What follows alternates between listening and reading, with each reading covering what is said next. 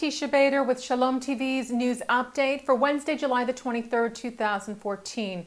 2 IDF soldiers were killed during fighting in Gaza last night.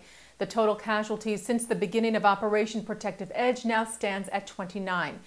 Rocket fire into Israel continued today, and Ynet reports that a foreign worker from Thailand who was reportedly working in a greenhouse in the Ashkelon area died yesterday from wounds he sustained by rocket fire there. This is the 16th day of the IDF operation in Gaza, and forces continue to destroy rocket launchers and uncover terror tunnels. One tunnel today was found to contain IDF uniforms, maps, and weapons. The IDF said today that they had no choice but to attack a hospital in Gaza being used as a center for terrorist activities. The IDF said the Al-Wafa hospital compound in Gaza City's Shajaiya area has been a hotbed of terror, with increasing gunfire and anti-tank missile fire originating from the site. And today the IDF returned fire from the air. The IDF coordinator of government activities in the territories has issued repeated warnings to the hospital's manager, and the staff and patients were reportedly transferred from there to a different facility in Gaza City a week ago after earlier IDF warnings. IDF spokesman Peter Lerner said today Hamas terrorists have been intentionally abusing the hospital and other international protected symbols to indiscriminately attack Israel and its civilians. He said the IDF is determined in preventing the ongoing aggression by Hamas that is directed by a strategy of exploitation and abuse of the civilian population and its well-being.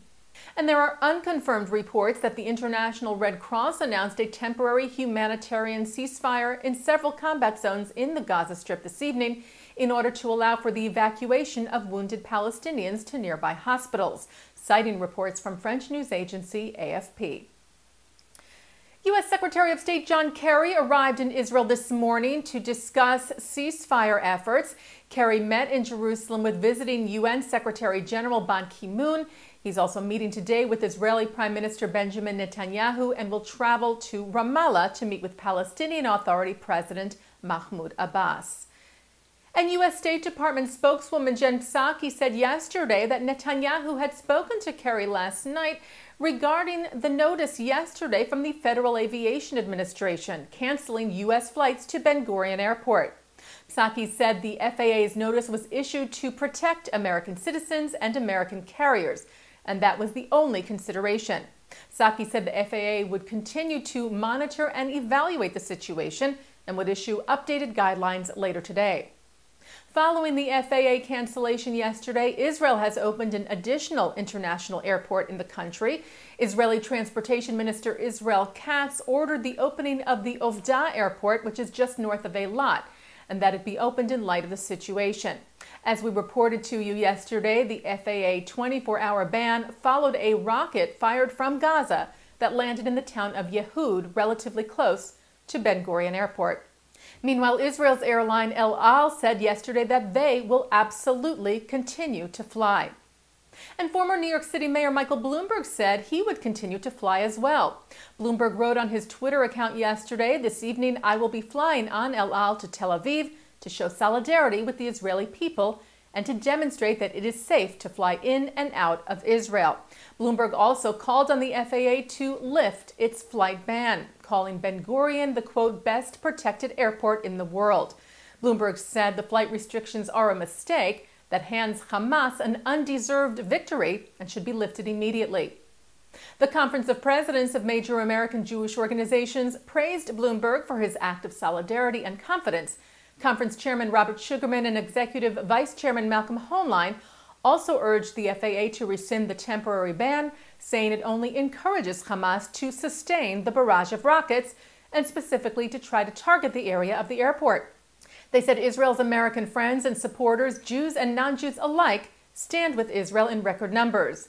They said, "We understand that Israel's plight is our plight. Hamas wants to destroy Israel, but also the United States and the values both countries share. We should not encourage them by invoking a ban on air flights."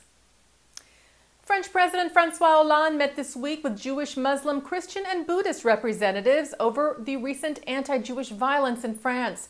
He told the group that the fight against anti-Semitism will be a national cause and that he will not allow the resurgence of anti-Semitism in his country.